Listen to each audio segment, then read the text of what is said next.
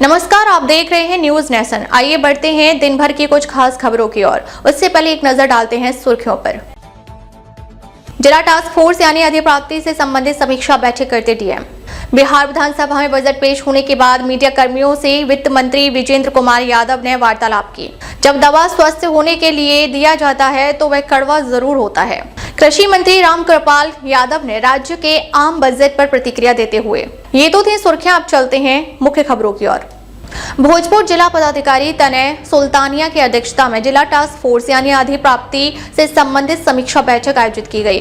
बैठक के दौरान जिला सहकारिता पदाधिकारी भोजपुर द्वारा अवगत कराया गया कि खरीफ विपणन वर्ष 2025-26 के अंतर्गत 193 पैक्स एवं 9 व्यापार मंडलों सहित कुल 202 समितियों का चयन पूर्ण कर लिया गया है तथा सभी समितियों को कैश क्रेडिट की सुविधा उपलब्ध कराई जा रही है। जिला पदाधिकारी द्वारा निर्देश दिया गया कि किसानों का 48 घंटे के भीतर 100% भुगतान सुनिश्चित किया जाए। साथ ही जिला प्रबंधक राज्य खाद्य निगम भोजपुर को निर्देशित किया गया कि उठाव लक्ष्य के अनुरूप CMR SCMR लक्ष्य का 100% उपलब्धता सुनिश्चित करे। बैठक में उप विकास आयुक्त भोजपुर, अपर समाहर्ता भोजपुर, सभी अनुमंडल पदाधिकारी, जिला आपूर्ति पदाधिकारी भोजपुर, जिला सहकारिता पदाधिकारी भोजपुर, जिला प्रबंधक राज्य खाद्य निगम भोजपुर सहित अन्य संबंधित पदाधिकारी उपस्थित थे। जितेंद्र कुमार की रिपोर्ट। बिहार विधानसभा में बजट पेश होने के बाद मीडिया कर्मियों से वित्त मंत्री विजेंद्र कुमार यादव ने वार्तालाप की। बिहार विधानसभा में वित्त मंत्री विजेंद्र कुमार यादव के द्वारा आज बिहार बजट पेश किया गया, जिसके बाद उन्होंने प्रेस वार्ता में पहुंचे और बजट के बारे में जानकारी दी और विस्तृत जानकारी वित्त विभाग के प्रधान सचिव आनंद किशोर ने दी। अनीश कुमार पाठक की रिपोर्ट। ग्रांट के रूप में दिया गया है जो 10,000 रुपए की राशि है। नहीं, देखिए, 10,000, अब जरा सुनिए, 10,000 रुपया दिया गया है उनको इसके लिए कि नए उद्योग लगाने के लिए वो प्रारंभ करें, प्रयास करें। ये बेसिक एक्सपेंडिचर जो है ये सरकार के द्वारा आगे जब उद्योग धंधा लगाने का काम करेगा तो 2 लाख रुपये का और अतिरिक्त ऋण की सुविधा दी जाएगी। कोई रिटर्न की बात नहीं, वापस करने की कोई उसमें सर राजकोषीय घाटा पे कुछ 3 साल का आंकड़ा दे दें। मैं बताता हूँ क्या संक्षिप्त बातों को मुख्य रूप से बता दें आप लोगों को। धन्यवाद सर। माननीय वित्त मंत्री महोदय के निर्देशानुसार इस बिहार बजट 2026-27 के प्रमुख बिंदु इस प्रकार हैं।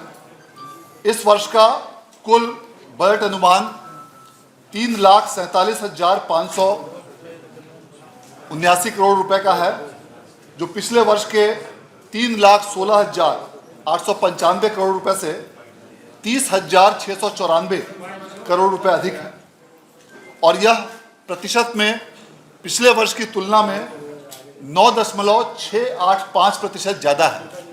अर्थात इस वर्ष का बजट, इस वर्ष का इस प्रकार जो वार्षिक बजट पिछले वर्ष की तुलना में 30,694 करोड़ रुपए ज़्यादा है, जो विगत वर्ष की तुलना में 9.685% ज़्यादा है। यह निश्चित रूप से बिहार की आर्थिक तरक्की, ग्रोथ और आने वाले समय में मजबूत आर्थिक संरचना को दर्शाता है। इस वर्ष का स्थापना और प्रतिबद्ध व्यय का बजट अनुमान 2,25,434 करोड़ रुपए है और वार्षिक स्कीम का कुल बजट अनुमान 1,22,155 करोड़ रुपए है। इस वर्ष राजस्व और पूंजीगत व्यय कुल क्रमशः 2,84,133 करोड़ रुपए और 63,455 करोड़ रुपए है। विकासात्मक व्यय में वृद्धि करके इस बार 2,31,267 करोड़ रुपए रखा गया है और गैर विकासात्मक व्यय को 1,16,322 करोड़ रुपए रखा गया है। इस वर्ष पिछले वर्ष की तुलना में 11.04% ज़्यादा पूंजीगत प्राप्तियां होने की संभावना है, जो इस वर्ष का आकलन 62,475 करोड़ रुपए में रखा गया है। इतना ही नहीं, बिहार राज्य तीव्र गति से अपने आंतरिक संसाधनों में भी वृद्धि कर रहा है और आंतरिक संसाधनों में ग्रोथ के कारण राज्य के अपने स्रोतों से कर का राजस्व इस वर्ष में 65,800 करोड़ रुपए अनुमानित है, जो पिछले वर्ष की तुलना में 6,280 करोड़ रुपए अर्थात 10.55% ज़्यादा है। इसके साथ साथ बिहार राज्य को केंद्र सरकार से भी विभिन्न मदों में प्राप्तियों में वृद्धि संभावित है। कुल मिलाकर हमारा लोक ऋण का शेष 3,88,554 करोड़ रुपए रहने का अनुमान है और इस प्रकार अन्य दायित्वों के साथ यह सकल राज्य घरेलू उत्पाद जो कि आगामी वर्ष के लिए 13,09,155 करोड़ रुपए अनुमानित है, उसका 34.05% है। और इसमें सबसे उल्लेखनीय बात यह है कि यह जो हमारा लोक ऋण का अनुपात है, यह विगत वर्षों की तुलना में इसमें लगातार कमी हुई है। और यदि हम पिछले 3 वर्षों का आंकड़ा देखें तो पिछले 3 वर्षों के आंकड़ों में यह सबसे कम है। इस प्रकार यह उत्तरोत्तर रूप से इसमें कमी भी हमारी मजबूत और बेहतर आर्थिक व्यवस्था को दर्शाता है। राज्य सरकार द्वारा इस वर्ष के बजट में कई महत्वपूर्ण प्रक्षेत्रों पर विशेष रूप से ध्यान दिया गया है। राज्य सरकार द्वारा 7 निश्चय 3 के अंतर्गत जो 7 महत्वपूर्ण निश्चय दुगना रोजगार, दुगनी आय, समृद्ध उद्योग, सशक्त बिहार, कृषि में प्रगति, उन्नत शिक्षा, सुलभ स्वास्थ्य, मजबूत आधार, आधुनिक विस्तार और सबका सम्मान, जीवन आसान, इन सभी 7 निश्चयों के लिए विशेष रूप से इस बार बजट में प्रावधान किए गए हैं। अन्य प्रक्षेत्रों के साथ साथ औद्योगिकीकरण इस बार का प्रमुख एजेंडे में से सम्मिलित है। इसके साथ साथ शहरी क्षेत्रों का विस्तार, सुलभ संपर्कता, पर्यटन और इको टूरिज्म, चतुर्थ कृषि रोड मैप और उसके साथ साथ स्वास्थ्य और शिक्षा, इन सभी क्षेत्रों में भी पर्याप्त प्रावधान आगामी बजट में किया गया है ताकि राज्य सरकार की महत्वपूर्ण और महत्वाकांक्षी योजनाओं के लिए किसी भी प्रकार की धन की कमी नहीं हो। इस प्रकार राज्य सरकार सबका साथ सबके विकास, न्याय के साथ विकास के संकल्प पर महिला रोजगार पूरी तरह से संकल्पित है और महिला रोजगार के लिए भी विशेष रूप से इस बार अलग से प्रावधान किया गया है। और राज्य सरकार ने जो विगत वित्तीय वर्ष में कई महिलाओं को लगभग 15,000 करोड़ रुपए से अधिक का जो ऋण वितरित किया था, उसी को आगे बढ़ाते हुए इस वर्ष के बजट में भी पर्याप्त प्रावधान किया गया है और राज्य सरकार की घोषणा के अनुसार उन्हें समुचित रूप से आगे भी सहायता उपलब्ध कराई जाएगी। मैं इस बजट की तैयारी के लिए और इस बजट के संपूर्ण मार्गदर्शन के लिए मैं माननीय वित्त मंत्री महोदय को हार्दिक उनके प्रति आभार व्यक्त करना चाहता हूं कि आपके दिशा निर्देश और तत्वाधान में इस बजट को बेहतर रूप से बनाया गया। आप सभी लोगों का बहुत बहुत आभार। बिहार के उप मुख्यमंत्री एवं राजस्व भूमि सुधार राज्य मंत्री विजय कुमार सिन्हा ने आज सदन में पहुंचे, जहां उनसे मीडिया कर्मियों ने सवाल किया कि आज से बिहार के सभी अंचल अधिकारी हड़ताल पर चले गए। इस सवाल पर उन्होंने जवाब देते हुए कहा कि घबराना नहीं है, जब दवा स्वस्थ होने के लिए दिया जाता है तो थोड़ा सा कड़वा होता है, जब दवा का लाभ दिखाई पड़ेगा तो वही लोग सराहेंगे। राजस्व भूमि सुधार कामों को चिंता नहीं करनी है। वहीं उन्होंने बजट के सवाल पर कहा कि चिंता मत करिए, मैंने तो कह दिया, वो लोग चाहेंगे तो मैं जरूर बात करूंगा। और बता दूं कि यह कार्यक्रम से जनता के बीच विश्वास विभाग का नहीं बल्कि पदाधिकारी का भी सम्मान बढ़ेगा। अनीश कुमार पाठक की रिपोर्ट।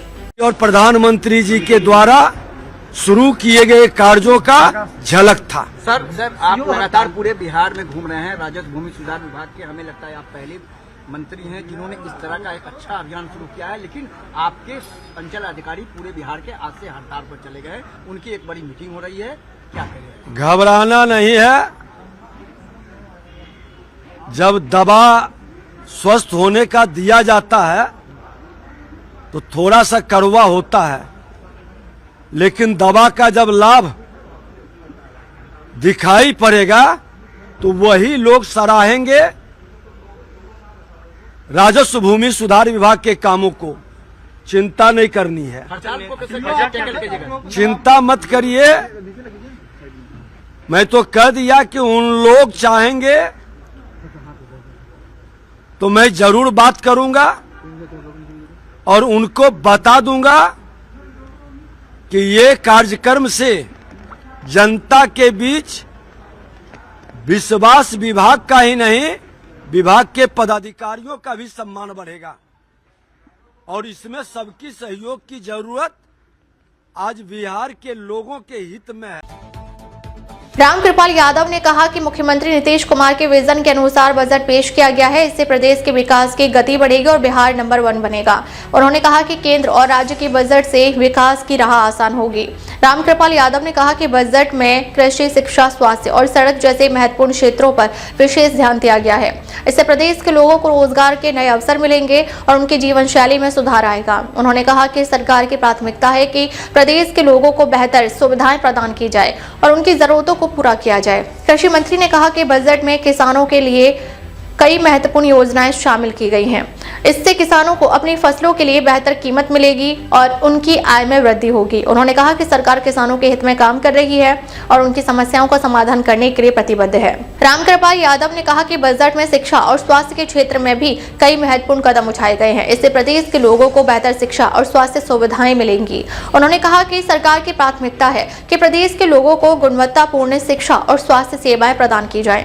कृषि मंत्री ने कहा कि बजट में सड़क और परिवहन के क्षेत्र में भी कई महत्वपूर्ण परियोजनाएं शामिल की गई हैं। इससे प्रदेश के लोगों को बेहतर सड़क और परिवहन सुविधाएं मिलेंगी। उन्होंने कहा कि सरकार प्रदेश के विकास के लिए प्रतिबद्ध है और इसके लिए हर संभव प्रयास कर रही है। अनीश कुमार पाठक की रिपोर्ट। आम बजट के बाद यहाँ पर की बजट आई है, इसको किस रूप में देख रहे हैं? किसानों को के हित में इस तारीख में क्या कुछ देखने को मिला? केंद्र और राज्य दोनों का बजट आ गया है। केंद्र की सरकार ने भी बिहार के विकास में अधिक से अधिक सहयोग के लिए राशि का आवंटन किया है। और दूसरी बात यह है कि माननीय वित्त मंत्री के माध्यम से आज बिहार का ये बजट जनता के हित में आज आया है। हर क्षेत्र का ख्याल रखा गया है और ये मैं कह सकता हूँ कि जो माननीय मुख्यमंत्री जी का सपना है कि अपने प्रदेश को देश के नंबर 1 प्रदेश में स्थापित करें, नंबर 1 पर लाएं, उसी के अनुसार जो काम किया जा रहा है उसको देखते हुए माननीय मुख्यमंत्री जी के विजन के अनुसार माननीय वित्त मंत्री जी ने बजट प्रस्तुत किया है जो विकास में गति देने का काम करेगा बिहार के विकास में। अब तक के लिए बस इतना ही। फिर मिलते हैं कुछ ऐसे ही बड़ी खबरों के साथ। तब तक के लिए नमस्कार और देखते रहिए न्यूज नेशन। अगर आपको वीडियो पसंद आई हो तो लाइक करें व शेयर करें। ऐसे लेटेस्ट अपडेट पाने के लिए बेल आइकन को प्रेस करना ना भूलें। अगर आप हमें फेसबुक या फिर इंस्टा के माध्यम से देख रहे हैं तो हमारे पेज को फॉलो जरूर करें। धन्यवाद।